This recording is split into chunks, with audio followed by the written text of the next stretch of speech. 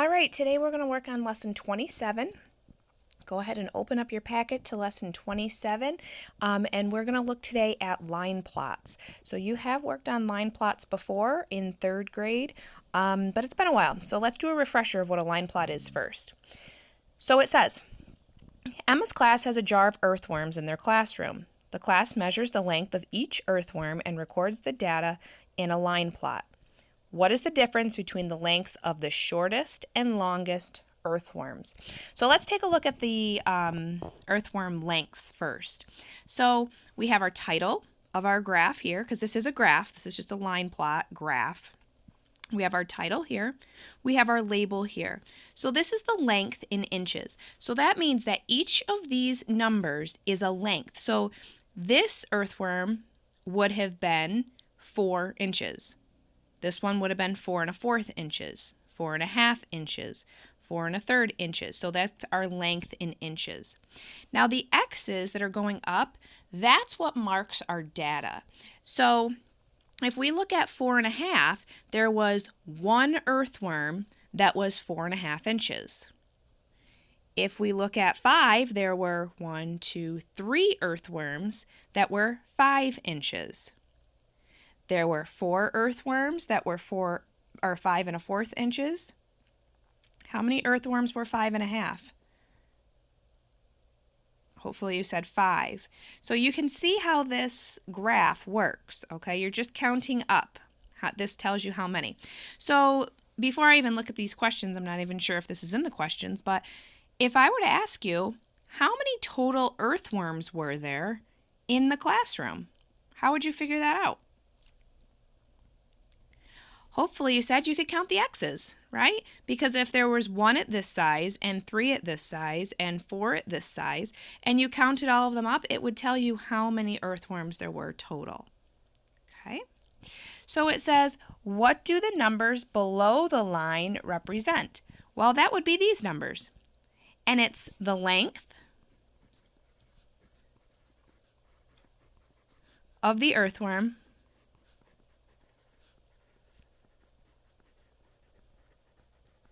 in inches.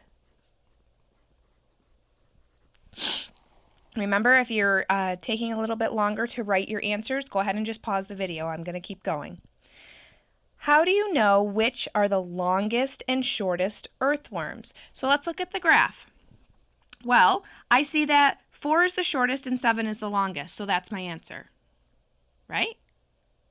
No, because there aren't any that were 4 inches. So my shortest worm that I have is going to be 4 1/2 inches. My longest worm is going to be,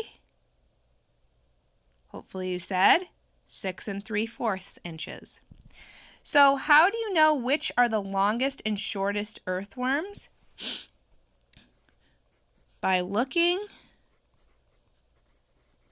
at the lengths below the graph. By looking at the lengths below the graph. What are the lengths of the longest and shortest earthworms? So, the longest earthworm, let's look at our graph. Let's see, what's my longest length that has data? Right here, 6 3/4. My shortest earthworm, what's the shortest length that has data? Oop, right here, 4 1/2. Explain how to find the difference between the lengths of the shortest and longest earthworms.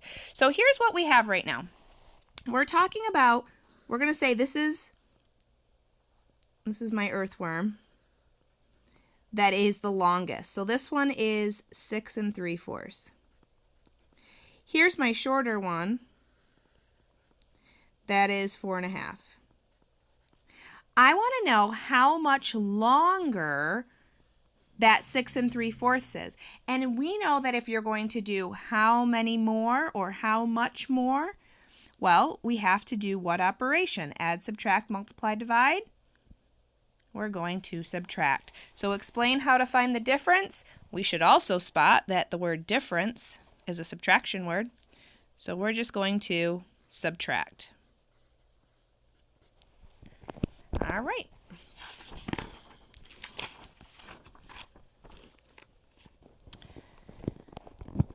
So it says to find the difference between the lengths of the longest and shortest earthworms from the previous page, you have to subtract. We knew that.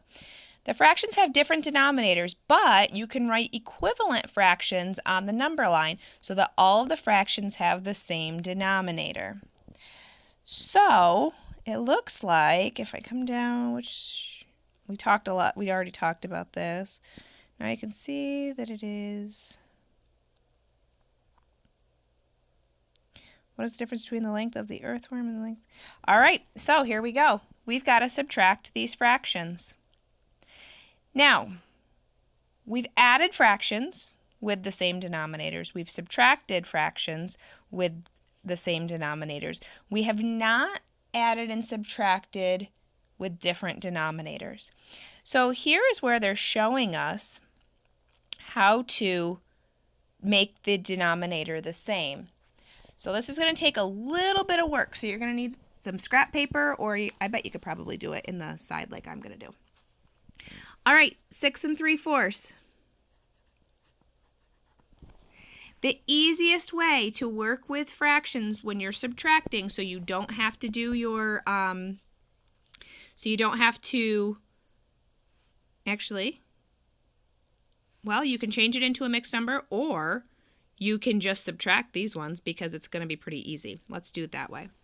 All right, 6 3/4 minus 4 1/2, and I'll explain why it works in just a minute. All right, let's look at our denominators. The denominators are not the same. We need to make them the same. So, can I make the 4 into a 2 by multiplying?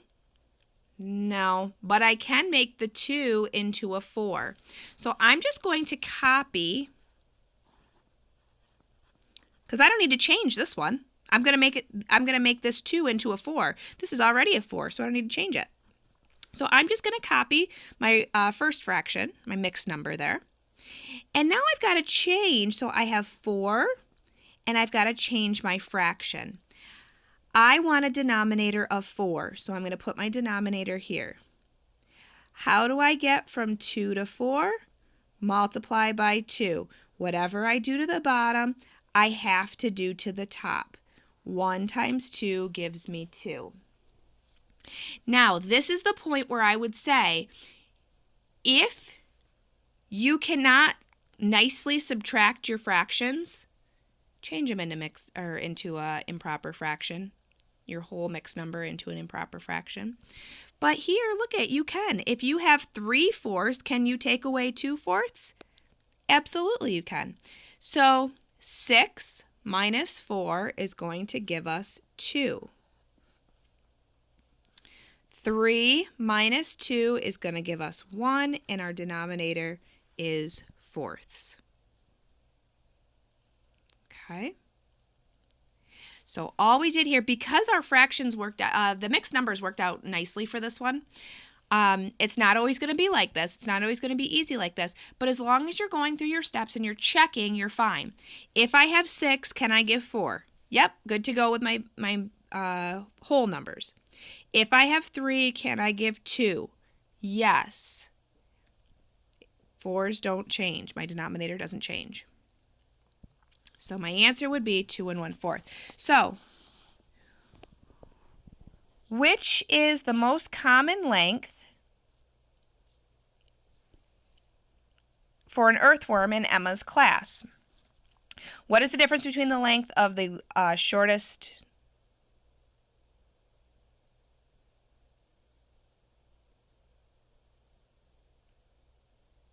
Oh, goodness. Okay.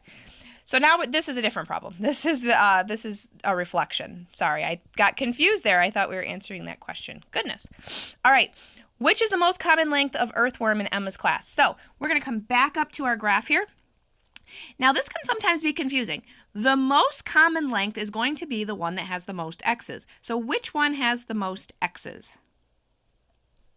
Right, 5 1/2. or 5 2/4. Do you agree that those are the same thing? 5 1/2, 5 2/4, same exact thing. So, which is the most common length of earthworm? I'm just going to write most common equals or is 5 1/2. And then it says, what is the difference between the length of this earthworm and the length of the shortest earthworm? So we know that the shortest is 4 1/2 because that's the smallest length that has a data point. So we need the difference. So 5 1/2 minus 4 1/2. All right, let's do our checks. If I have 5, can I give 4? Yep, good to go. If I have 1, can I give 1? Yes. So I don't need to do anything to start subtracting these two mixed numbers. 5 minus 4 gives me 1. 1 minus 1 gives me 0. And we never change the bottom. Now let's look at that. 0 halves, we know, is the same thing as just plain old 0. So there are no half-size pieces. So 0 halves is the same thing as just writing 1. You don't have to write that because we know that doesn't mean anything. If you have 0 halves, you don't have any pieces. All right, so now let's look at some students in Miss Hollenbrook's class. So they're growing some plants. One day they measured the heights of the plants in inches, and the heights are shown below. Make a line plot to represent the data. All right, so do they give us a space here to do it?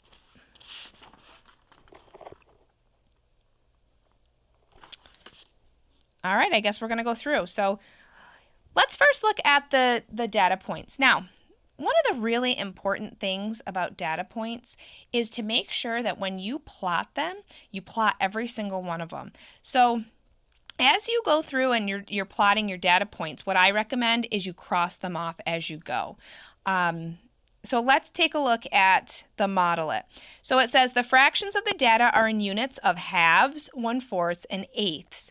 The smallest unit is eighths. So we're going to label the number line and divide the number line into 8 equal sections. So all we're doing is dividing it into eighths. So 1/8, 2/8, 3/8, all the way up.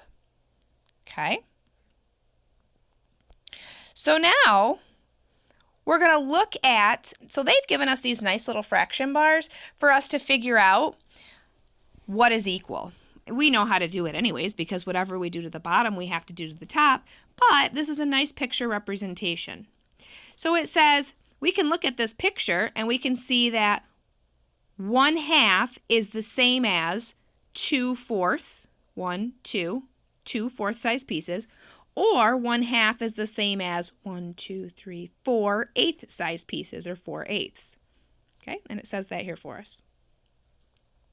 This also shows us that 1/4 is the same as 2/8. So 1/4 size piece is the same as 2/8. All right, so now if we come on over to the back, I think they gave us, yep, they gave us some space. We're going to make a line plot. Here we go. So we just said we know that 1/2 is the same as how many eighths? Well, if we do it the math way, the easy way, how do I get from 2 to 8? Multiply by 4. Whatever I do the bottom, I have to do the top. 1/2 is the same as 4/8. Do the same here. How do I get from 4 to 8? Multiply by 2. Whatever I do to the bottom, I have to do the top. 1/4 is the same as 2/8. 3/4.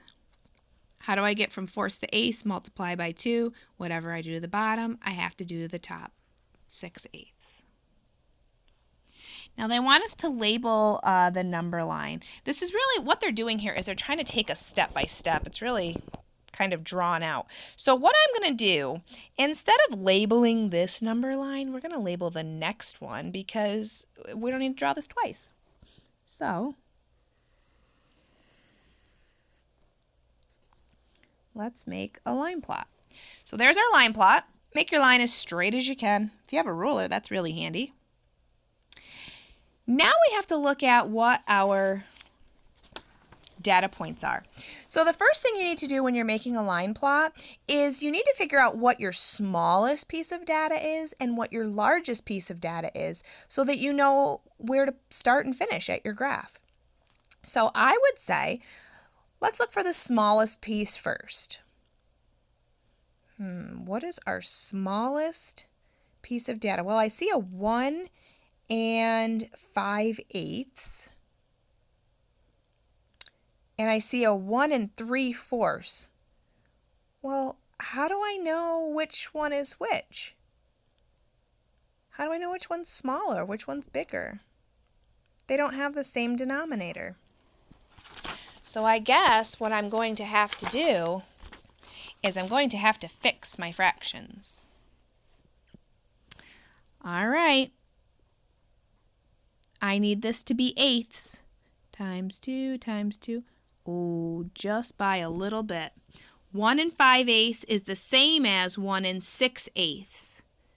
I'm sorry, same piece size.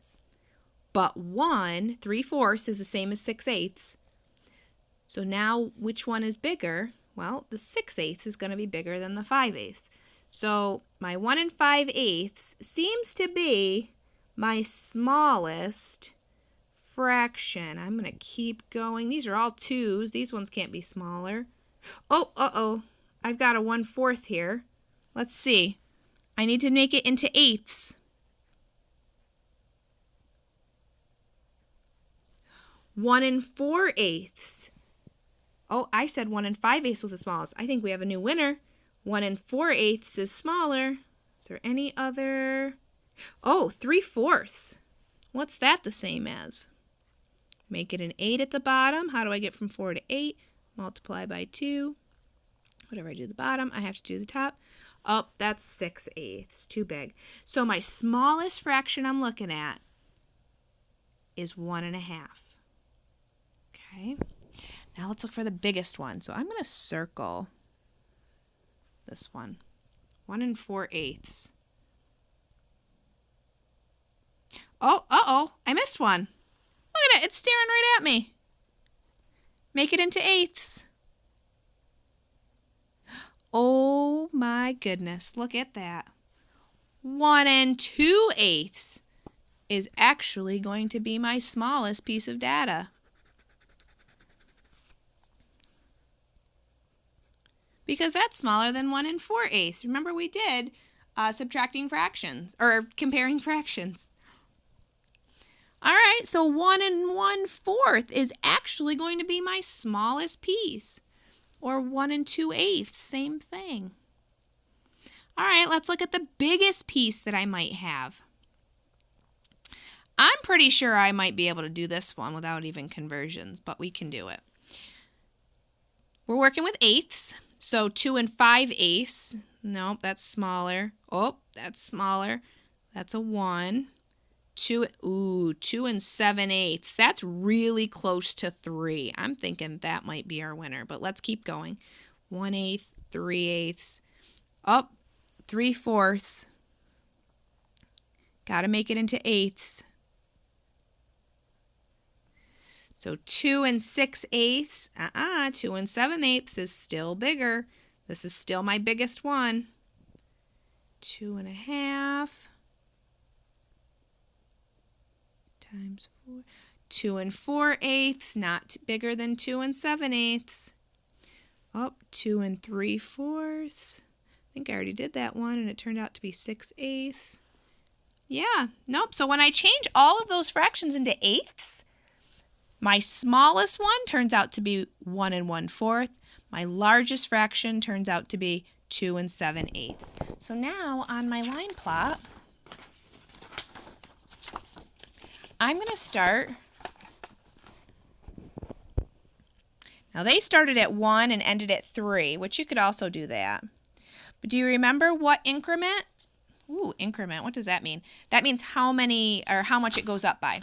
So what increment is our data going up by? We're moving in eighths, right? So that means our line plot has to be in eighths. So we start with 1. And again, if you need to pause your video, please do. I'm going to go kind of quick. And now we're going to go into eighths.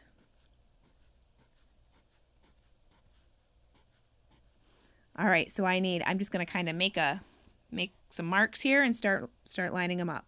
So this is 1 1/8, 1 2/8, 1 3/8, 1 4/8, 1 5/8, 1 6/8, 1 7/8, 1 8/8. But what do we know about 8/8?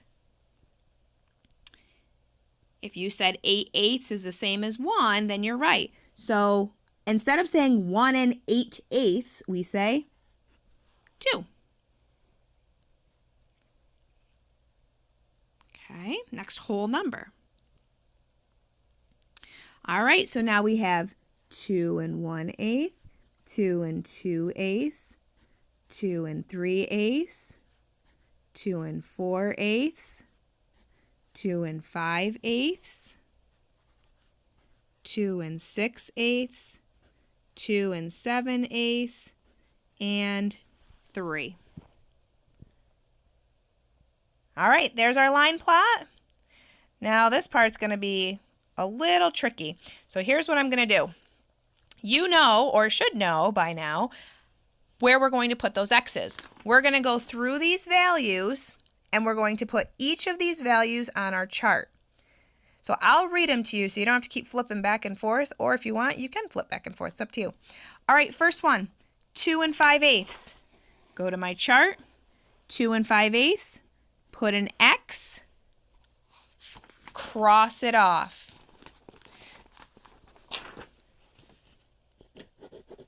You want to make sure you cross it off so that you know that you don't have you don't do it twice. Okay? So I'm going to put this here like this. I will read them off to you quickly.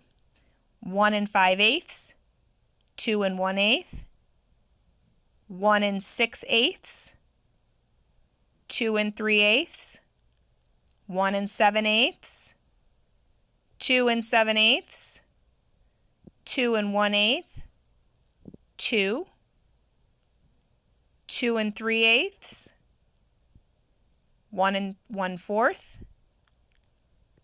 2 3/4, 1 4/8, 1 7/8, 1 7/8, 2 1/2, 2 3/4, or 6/8, I'm sorry, 2 6/8, 1 7/8, 1 6/8, and 1 5/8. So what you can do is take each of those values, you're going to plot each of those where they go. Okay, so I'm going to quickly 2 1/8, 1 3/4, 1 6/8. All right, I'm going to quickly, this is not how I want you to do it without crossing off, but it's just quicker for me to do that so that we can get to the next part. So make sure that when you do it, you're crossing off each one as you go. It is so important for your data. And then I will tell you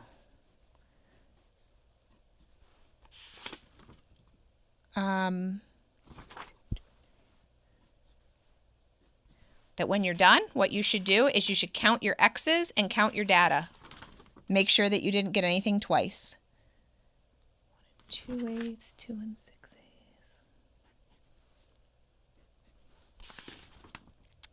All right, it takes me a little bit longer. 1 4/8, 1 7/8. Tried to make it a little easier for you by reading them off instead of having to go back and forth. 1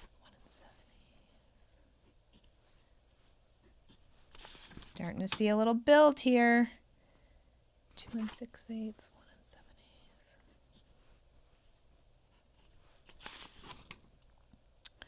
And this is my last one. 1 6/8, 1 5/8. All right, there it is. So there's all my data points. So now what I'm going to do is I'm going to count them. 1 2 3 4 5 6 7 8 9 10 11 12 13 14 15 16 17 18 19 20. And then I'm going to count my boxes. 1 2 3 4 5 6 7 8 9 10 11 12 13 14 15 16 17 18 19 20. So I know I got all my data points. And there's your line plot.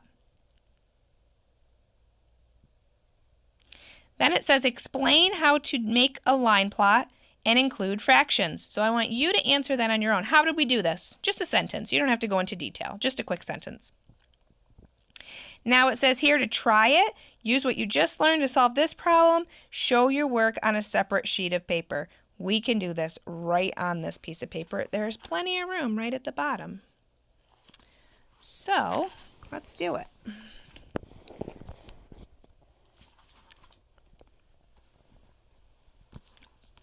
All right, here we go. First thing, let's make our line plot. This is hard for me to...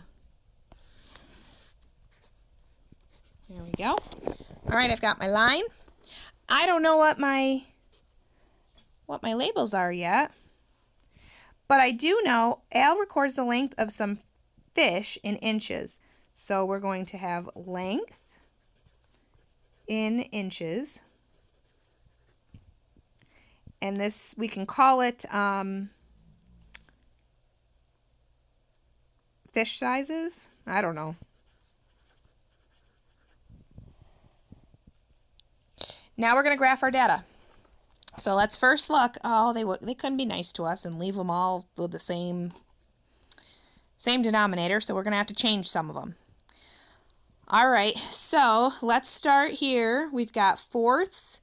We've got halves, we've got eighths. Which is the smallest piece? Hopefully you said eighths is the smallest piece, so we've got to make all of these into eighths. All right, so the whole number, we're going to leave it alone. This I want to make into eighths. How do I get from 4 to 8? Multiply by 2. Whatever I do at the bottom, I have to do the top. So there's my 9 1/4 in eighths. 9 1/4 and 9 2/8 are the same thing. All right, let's turn this one into eighths. How do I get from 2 to 8? Multiply by 4. Whatever I do at the bottom, I have to do the top.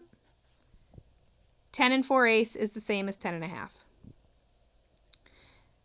So I'm actually going to cross these out because I'm not using these. I'm going to use the eighth size. All right, 10 5/8, already an eighth, good to go. Let's change this one. How do I get from 4 to 8? Multiply by 2. Whatever I do to the bottom, I have to do the top. 2 times 3 is 6. So I'm not going to use this one. I'm going to use this one in eighths. This one's in eighths for me. Ooh, this is a whole number. I don't have to do anything there. This one's in eighths for me. I like it. Now let's change this one. How do I get from 4 to 8? Multiply by 2. Whatever I do to the bottom, I have to do to the top. 2 times 3 is 6. And this one's already in eighths. All right, so let's see what could be our smallest value. Well, I would say that our smallest value, we've got 9 2/8, looks like, yeah, looks like the smallest to me. So 9 2/8 is our smallest value, so we're going to start at 9. Closest whole number. And we've got to go past 10. So what should our last number be? Yeah, we could do about 11. Got to go past 10. All right, let's fill them in. We're going by eighths. We're going to want 10 somewhere in the middle. We could see 9, 10, 11. All right, let's fill in our eighths. 1/8, 2/8, 3/8, 4/8, 5/8, 6/8, 7/8, and then this is going to be our 8/8. So we can fill this in. Oh, this is so hard to hold my phone.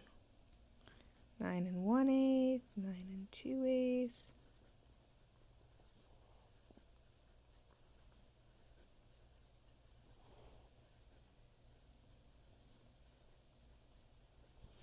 Okay, and remember, so this goes to 9 and 7/8. 9 and 8/8 is the same as 10. Okay, now let's do the tens. So 10. Now, for the interest of space, 2, 8, 3, 4, 8, 5, 8, 6, I'm just going to write in the fractions. Well, no, I better do it the right way. 10 and 1/8, 10 and 2/8, 10 and 3/8. It does get very crowded in a line plot when you have to cram your numbers in.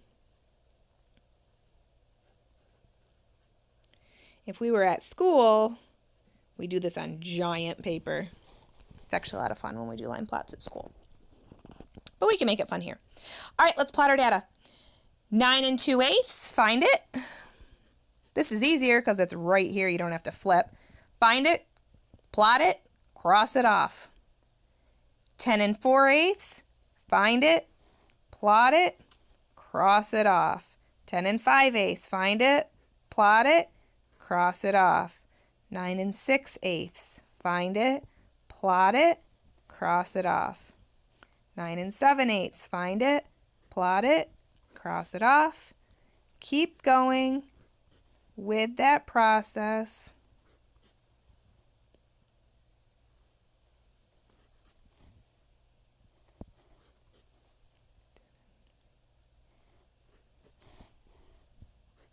All right, then count your data.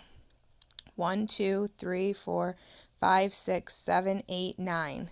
1, 2, 3, 4, 5, 6, 7, 8, 9. I got them. And that is line plots, lesson 27.